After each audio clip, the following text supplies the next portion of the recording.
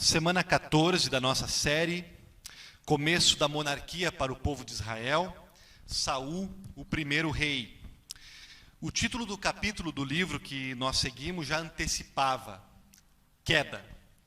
Como vimos nas leituras passadas, o poder subiu para a cabeça de Saul e ele foi se afastando de Deus e numa espiral foi caindo até a trágica ruína. Nem sempre foi assim. No começo, Saul pareceu ser um cara relativamente decente. Tinha potencial. Quando recebeu a notícia de que seria rei, na festa de aclamação, ele reagiu bem. Ele podia estar se pavoneando todo, mas estava ali tímido, escondido. Parecia se sentir humilde, indigno. E também nós descobrimos que no começo, nas primeiras campanhas militares, quando Saul enfrentou seus inimigos, ele agiu com misericórdia com eles. Mas esse caráter todo se perdeu. Como isso aconteceu? Como é que uma pessoa bem criada, que começa bem na vida, pode cair, ceder ao mal?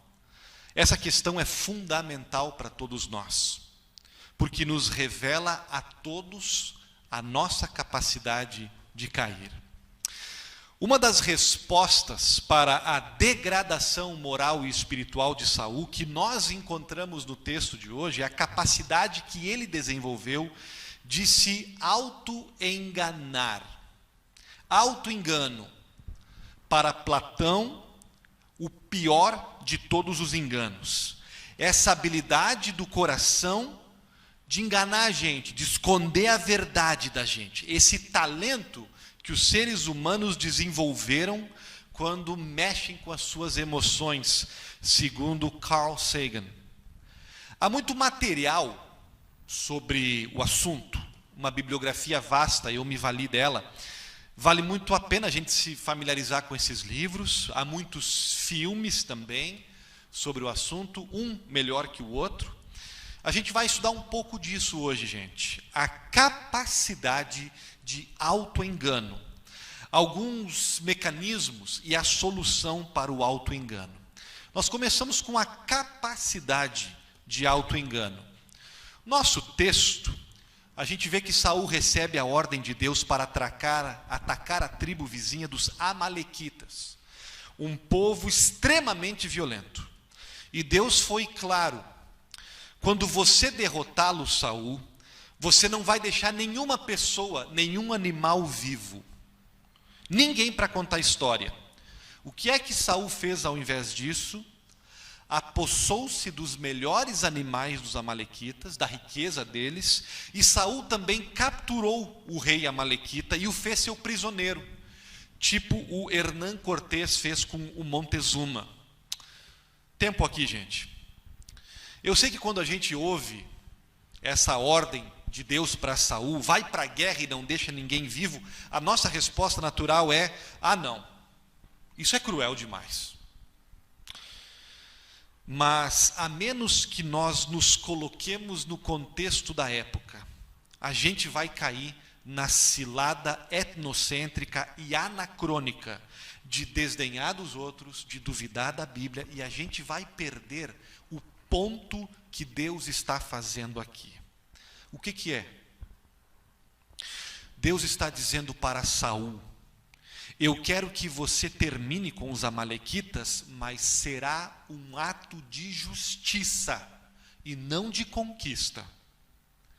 Como é que se lidava com um grupo de pessoas que estava cometendo atrocidades, barbaridades, que estava violentando e matando pessoas? O que se fazia na época? Se lidava com a força. Deus está dizendo para Saul: eu autorizo você, Saul, a usar a força contra os amalequitas, mas não é para ter vantagem. Não quero escravos, não quero o capital deles. Não vamos sair ganhando nada, nem 1% dessa luta, porque ela não é para conquista territorial, não é imperialismo, ela é um ato de justiça divina. Praticamente todas as nações, quando vão à guerra, elas vão, de certa forma, em busca de alguma justiça, mas elas têm segundas intenções também. Querem adquirir mais poder, querem adquirir mais riqueza, mais território. Deus está dizendo para Saul: assim são os amalequitas, mas nós não somos assim. Não fazemos as coisas do jeito deles. A destruição deles é um ato de justiça, apenas justiça. Não é para engordar as reservas de petróleo, não é para ter mais metragem de terra, não é para aumentar as nossas commodities, a nossa conta bancária. Nós não vamos engordar Saul, nem um mísero quilo. O que foi que Saul fez? Saul se tornou um amalequita. Exatamente como Deus havia advertido antes, advertido Israel quando o povo pediu por um rei. Como as outras nações, Deus tinha dito que eles cairiam no jogo político violento de poder e status dos vizinhos. E como resultado disso, Deus decreta: eu rejeito a Saul como rei. Não vou admitir um rei assim. Eu acho que na turbulência política que a gente vive, a tentação é a gente agora começar a aplicar esse texto do Saul para os nossos políticos favoritos. Saul é que nem fulano, Saul é que nem Beltrano. Antes disso, gente, vamos aplicá-lo a nós. Porque o que o texto nos parece fazer enxergar é que o tal do auto-engano, que eu lhes disse que estava na raiz do que Saul fez, da sua ruína, o tal do auto-engano é uma capacidade que está em algum nível em cada um de nós. Como é que a gente vê isso no texto? A gente começa a ver isso no versículo 19.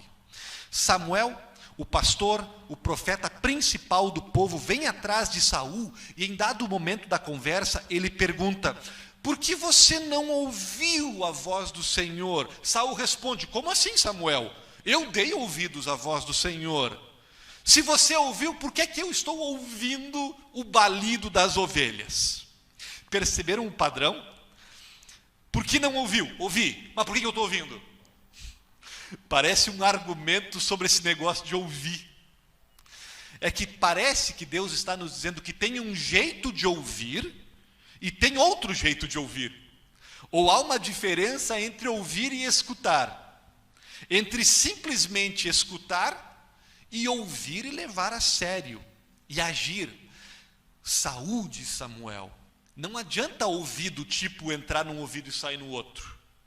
Não adianta. Para Deus, ouvir de verdade é o que conta. É um ouvir que gera obediência. A capacidade do auto-engano, a gente ouvir algo, ouvir que algo está errado e ao mesmo tempo não ouvir. Ou em algum nível não levar a sério, não considerar errado. A capacidade ilimitada do coração humano de esconder da gente verdades que são dolorosas. A gente ouve, mas não ouve de verdade. A gente sabe, mas ao mesmo tempo não sabe, porque não quer saber. Porque não convém, porque nos machuca. A capacidade de nos autoenganar. E é absolutamente importante que a gente lide com isso, meus queridos. Porque se o autoengano não é a pior coisa que a gente possa fazer na vida, ele está na raiz, na razão da maioria das coisas ruins que a gente faz. Por trás dos nossos maiores erros, pecados, rastreie e você vai perceber a capacidade que a gente tem de esconder de nós mesmos a verdade, de justificar as coisas que nós sabemos que estão erradas. Aqui está a armadilha que faz com que muitas pessoas, não apenas reis, comecem bem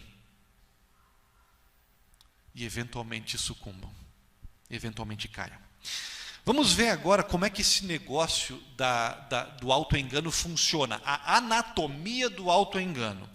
Samuel vem falar com Saul. Versículo 13, quando Samuel finalmente o encontra, Samuel nem tinha aberto a boca ainda e Saul já se adianta. Eu ouvi a voz do Senhor, eu quero que você saiba, Samuel, eu ouvi a voz do Senhor. Gente, Samuel não tinha falado nada ainda. Sabe o que isso significa? Sabe o que isso significa? Que Saul sabe que Saul não ouviu. Hamlet, ato 3. Quando a senhora protesta muito, é porque tem coisa. Saul já recebe Samuel protestando, se justificando, porque ele não ouviu a voz de Deus. Ele sabe disso, mas não sabe porque não quer saber. Olha o auto-engano aí, a habilidade de justificar as coisas que nós sabemos que estão erradas. Eu vou dar 3 exemplos para vocês, 3 exemplos. Como se diz, eu vou desenhar. Minha esposa e eu estamos na estrada, viajando de carro. Eu vou contar para vocês um pouco do que eu estou aguentando há 15 anos de casado. Quando a gente pega a estrada de carro, em algum lugar, em algum momento da viagem, a Diane vai me dizer: Tardelli, tu está ouvindo isso? Está ouvindo esse barulho? Eu acho que tem alguma coisa errada com o carro. E eu sempre respondo: tu está ouvindo demais. O barulho do carro é o barulho de sempre, é o barulho do carro, normal do carro. E dou uma aumentada no volume do rádio. Claro que se eu puser atenção, eu vou ouvir o barulho que ela ouviu, porque ela tem ouvidos melhores que os meus. Mas eu não quero acreditar que possa haver algum problema mecânico com o carro. Aumento o som do rádio, porque eu sei aquilo que eu não sei, porque eu não quero saber. Outro exemplo. Um pai tem um filho, e esse filho tem um rendimento escolar maravilhoso, e esse pai está absolutamente orgulhoso, cheio de si. Ele se gaba para todo mundo do filho. Meu filho tem as melhores notas da escola. Mas o filho não tem o respeito dos colegas e o respeito dos professores. Volta e meia ele está envolvido em alguma treta, e o seu pai é chamado à escola para discutir o assunto com os pais dos outros alunos. A razão da dificuldade do filho dele é que os seus colegas o acusam de snob, de arrogante, de passar por cima de todo mundo para conseguir os seus objetivos. Os seus colegas o acusam de ser chato, de ser metido.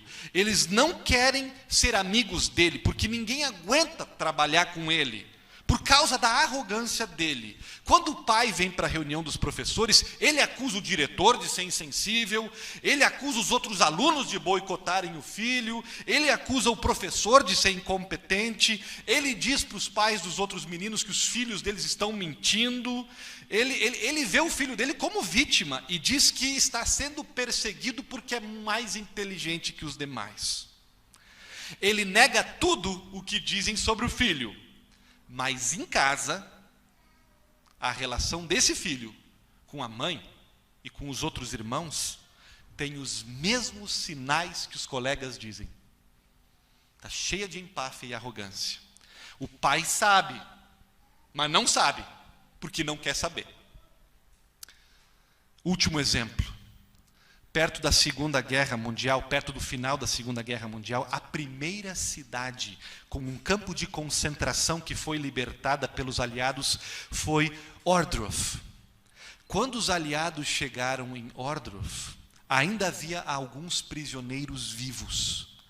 Os guardas, tentando esconder as evidências, tinham exumado 2.000 corpos de uma cova e iam incinerar os corpos nas fornalhas. E quando os soldados chegaram, os guardas fugiram, mas os corpos estavam lá empilhados ainda. Eles nunca tinham visto nada parecido. General George Patton chegou no local, olhou aquilo e vomitou. George Patton, chamado de Durão, o velho sangue tripas, vomitou. Nas horas seguintes, o general interrogou os prisioneiros e eles disseram que toda a noite Os guardas alemães iam para a cidade e enchiam a cara no boteco e se deitavam com as mulheres e se divertiam com elas e se vangloriavam. Os prisioneiros disseram: as pessoas da cidade deviam de saber o que estava acontecendo aqui. George Patton foi até a cidade e interrogou as pessoas, e elas disseram, nós não sabíamos de nada. Patton disse: tá bem, mas independente se vocês sabiam ou não sabiam, amanhã de manhã o prefeito, a esposa do prefeito e todos os habitantes dessa cidade que podem pegar numa pá, vão comigo até o campo de concentração, e nós vamos cavar uma cova individual para cada corpo, e nós vamos dar um enterro para essas pessoas.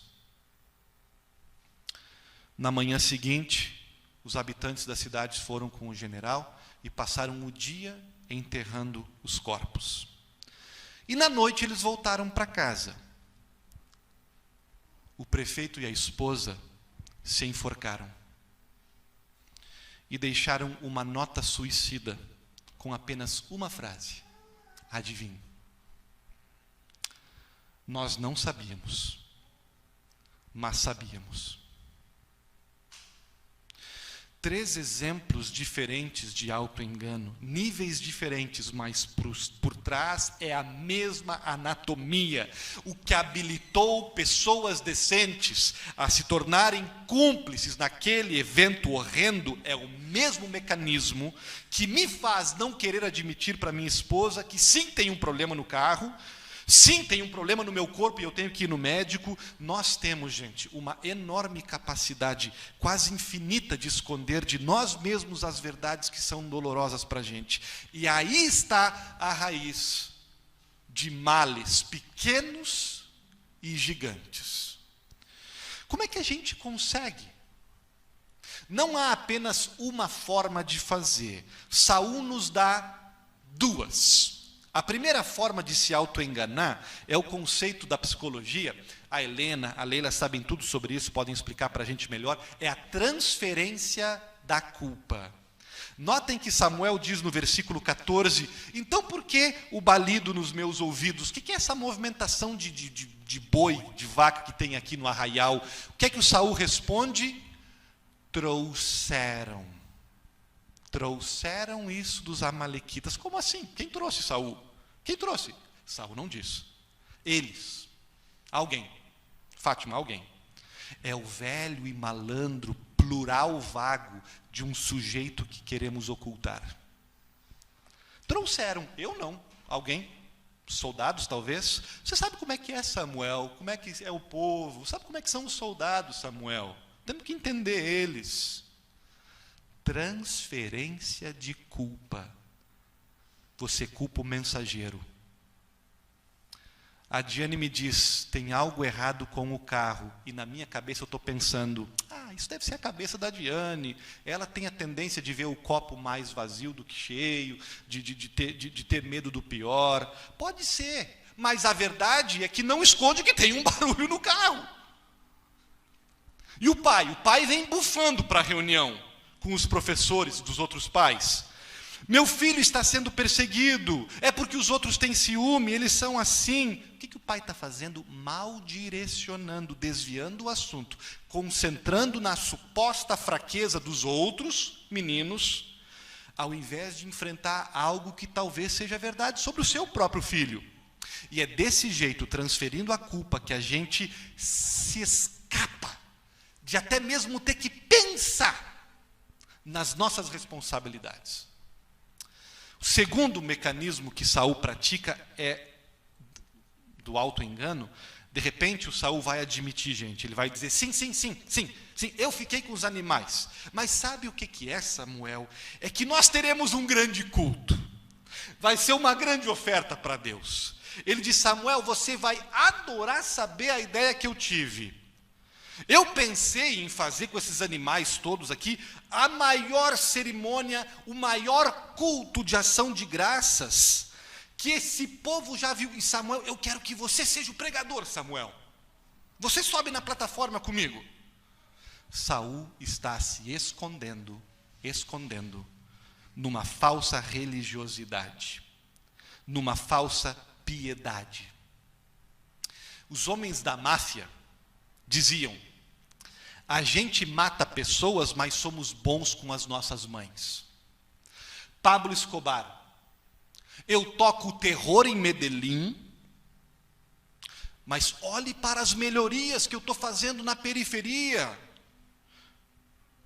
É usar a caridade, a fé, a religião, a participação na igreja para esconder algo.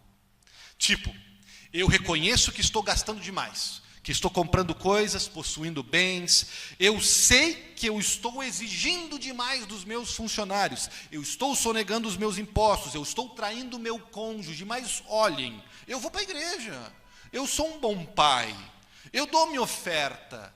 Nos escondemos atrás da religião que nem Saul estava fazendo. O segundo mecanismo: vamos fazer o maior sacrifício, Samuel. É um caô religioso. É história para profeta dormir, mas o profeta Samuel não dorme. Ele não dorme. Samuel não vai se envolver nesse espetáculo. E mesmo que Samuel caísse, porque às vezes a gente que é pastor, a gente cai na lorota das nossas ovelhas, Deus não cai.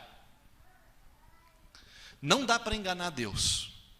Podemos nos auto-enganar, podemos enganar todo mundo, mas não escapamos do juízo com auto-engano.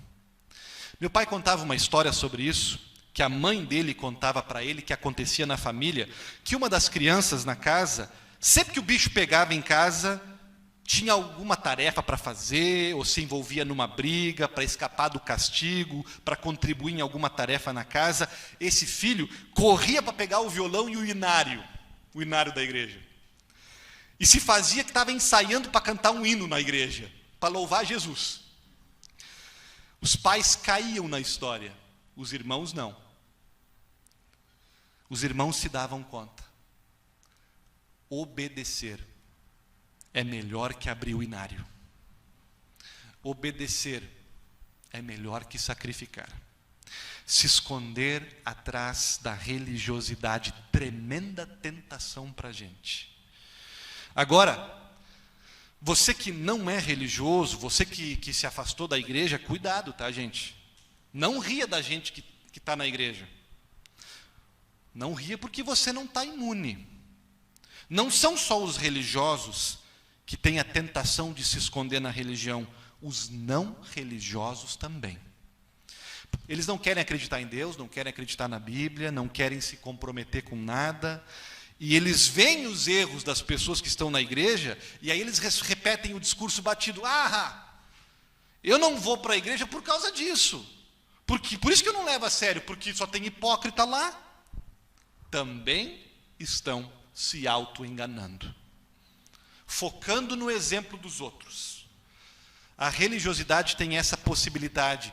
Ela serve para os hipócritas dentro da igreja se auto-enganarem, e ela também serve para os hipócritas fora da igreja usarem como subterfúgio.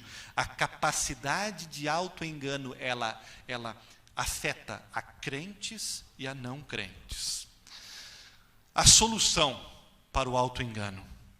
A solução para o auto-engano passa por 3 coisas. Primeiro de tudo, é extremamente importante que a gente descubra por que é que certas verdades são dolorosas para a gente. Tem muitas verdades que a gente não esconde da gente, e tem outras que a gente esconde. Por quê? Quais são as verdades difíceis de aceitar? E como é que a gente descobre elas? A dica para descobrir está no versículo 17. Onde Samuel diz para Saul: apesar de que você era pequeno aos seus olhos, Deus te fez cabeça, Deus te ungiu como rei. Você era pequeno aos seus olhos, mas o Senhor o tornou grande. Por que Samuel diz isso, gente? Por quê? Sabe por quê? Porque no versículo 12, quando Samuel estava procurando por Saul, nós ficamos sabendo que antes de Gilgal, o local da batalha, Saul tinha dado uma passada por Carmelo. Por que passar por Carmelo, que era a cidade mais top do país? Saul passou por Carmelo para erigir um monumento. Em homenagem a quem? A si próprio. E depois disso, depois da guerra, fez outra coisa. Aprisionou o rei dos amalequitas. As duas coisas estão em sintonia. Porque Saul levanta uma estátua em sua honra. Por que ele mantém o rei amalequita sequestrado? Sabe por quê? Porque se você ganha uma estátua, a sua glória tem mais chance de ser conhecida e eternizada. E porque se você faz do rei amalequita o seu prisioneiro pessoal, então você é o rei dos reis, então você é o imperador da região, e as pessoas te respeitam e elas têm medo de você. Saul estava numa escalada para se tornar famoso, grande. E aí Samuel vai na ferida. Saul, você se lembra que até bem pouco tempo atrás você era pequeno? Pequeno no mundo? Pequeno na tua família? Pequeno aos teus próprios olhos, nem você enxergava nada de grandeza em você. Pois é, o que Deus fez com você, Saul? Ele te pegou naquela pequenez e te tornou grande. Por que manter a pilhagem? Por que o monumento? Eu te digo, Saul, é porque você, na sua cabeça, lá no seu profundo, você ainda se sente pequeno aos teus próprios olhos. E você está tentando desesperadamente deixar de ser pequeno. A obsessão de Saul em se tornar grande revelava que ele ainda era pequeno. E isso vale para o Renato Gaúcho, isso vale para cada pessoa que a gente conhece, seja no espelho ou na vida, que está obcecado, desesperado por glória, por monumentos, por possuir coisas. Sabe o que está por trás? O medo, a sensação de ser pequeno. O que está de errado com Saul? Por que ele cai no auto-engano e nós também? Investigadores dizem, follow the money, siga o dinheiro. E aí você vai encontrar o crime e os culpados. Mais ou menos isso, siga teus monumentos e você vai descobrir então onde estão as verdades dolorosas e onde está a tentação do auto-engano na tua vida. Se somos pais, e o monumento que nós erigimos em nossa homenagem são os nossos filhos, a inteligência deles, o fato de que eu criei filhos maravilhosos, se é assim com a gente, jamais vamos aceitar qualquer informação que ameace esse monumento, que critique os nossos filhos, supostamente perfeitos. Nos negaremos a ouvir, porque se nós esperamos que os nossos filhos, supostamente perfeitos, não tenham problemas, isso significa que a gente não vai aceitar uma opinião contrária a isso. E também significa para o casal no carro. A razão de eu não aceitar a opinião da minha esposa até pode ser mera despreocupação. Pode ser que tenha que ver com eu não gostar de ouvir que eu estou errado, que eu me esqueci de levar o carro no mecânico. Ou pode ser algo mais profundo. Pode ser que tenha a ver com o fato da minha infância, do lugar de onde eu vim, gente. Se tem um barulho no carro, sabe o que o homem faz? Ele para o carro, ele abre o capô, ele examina com as próprias mãos, ele descobre o barulho e ele conserta o barulho. E eu não sei fazer isso.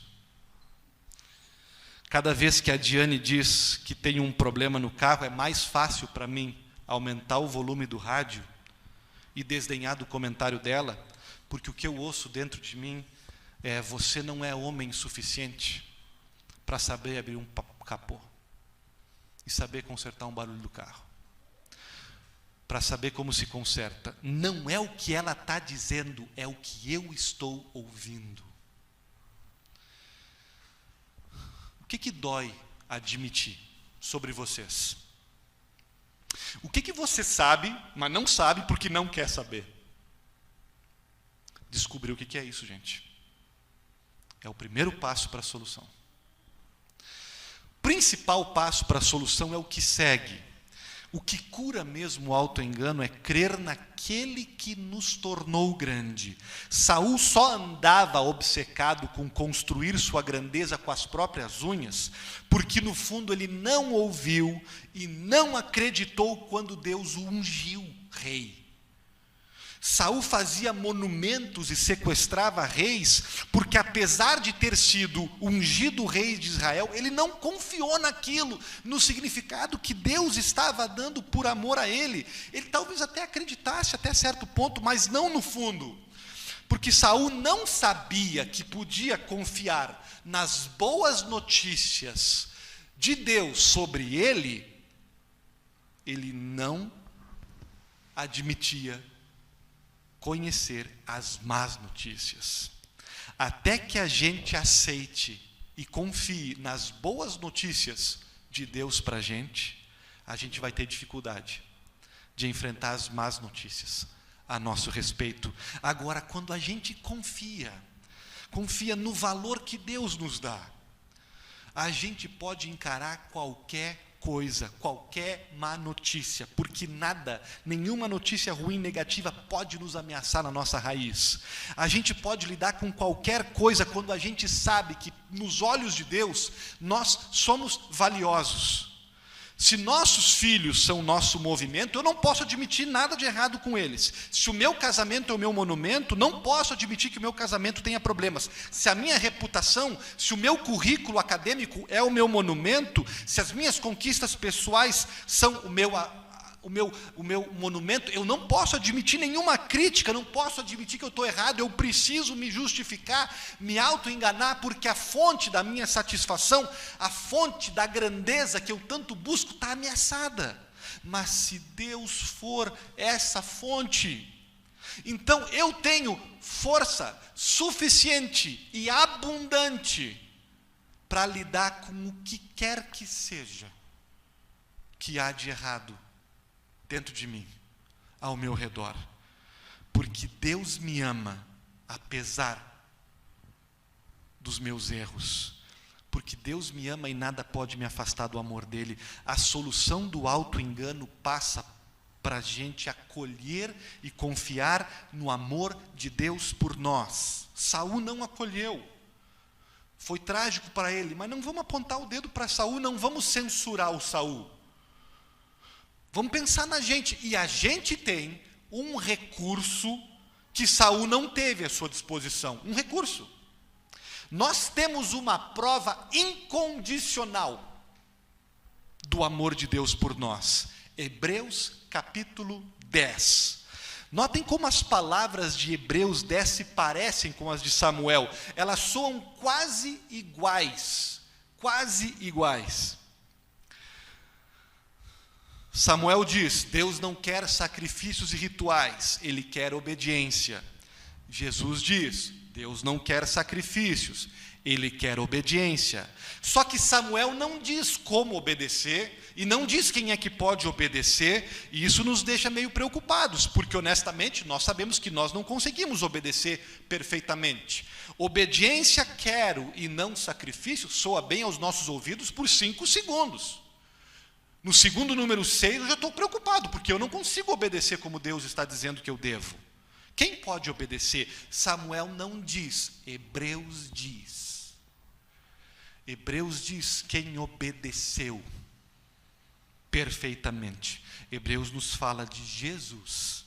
E Hebreus nos diz que a obediência de Jesus é tão perfeita, que o seu sacrifício na cruz é tão perfeito, que a obra de Jesus não o torna santo, mas nos torna santos, nos torna grandes.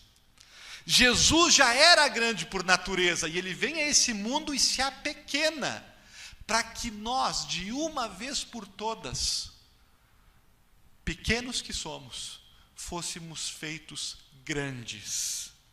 Grandes aos olhos de Deus, príncipes com Jesus, diz Apocalipse, ungidos igual que Saul, como diz 2 Coríntios, o nosso batismo foi a nossa unção, a nossa grandeza aos olhos de Deus, a fonte de autoestima, não está no nosso currículo, está na declaração de que Deus nos ama incondicionalmente, que Ele nos deu quando fomos batizados. Última solução, gente, está tudo trabalhando junto, tá? Reconhecer o erro, crer na solução que é o amor de Deus, e por último, gente, a igreja, os amigos, a ajuda de alguém. Eu vou ser bem franco com você, se a gente não se permitir ser ajudado por alguém, se abrir, ser conhecido pelos irmãos, pela igreja, pelo pastor, por algum amigo de verdade, pela esposa, pelo esposo, por alguém, se a gente não deixar alguém à vontade para nos confrontar, para nos chamar a atenção, se a gente não der permissão para que alguém querido da gente, de confiança, nos diga onde é que nós estamos nos justificando, nós seremos sopinha para o autoengano, nós seremos engolidos. Corremos risco se andarmos sozinhos. É uma questão de lógica, gente. Para se lidar com o autoengano, com o engano que é nosso, eu preciso de alguém de fora. A pergunta é: teremos coragem para deixar alguém nos ajudar? Encontre alguém. Em nome de Jesus, como pastor de vocês eu digo, encontre alguém. Encontre alguém. Eu me candidato. Encontre alguém, um amigo, um psicólogo. Encontre alguém e diga: o que é que está de errado comigo? Quais são as minhas fraquezas de caráter? Quais são as coisas que todo mundo percebe sobre mim, mas eu não me dou conta porque eu não quero me dar conta? E se a pessoa te falar assim: é teu mau hálito, peça para ela cavar mais embaixo. Ainda que é bom a gente saber disso. Você tem coragem para isso? O Evangelho, o amor de Deus por nós, nos dá coragem para isso. Com o Evangelho, com a graça de Deus junto com a gente consegue. O Evangelho vai nos ajudar a lidar com os nossos machucados, com o nosso autoengano. Porque quando a gente ouvir uma má notícia sobre a gente, o Evangelho vai lá e vai curar. E vai dizer: tem perdão para isso, Deus não vai embora, Deus vai estar do teu lado, Deus vai te ajudar, o Evangelho vai te libertar. Saber que Cristo, o grande ungido, nos ungiu para sempre. Amém.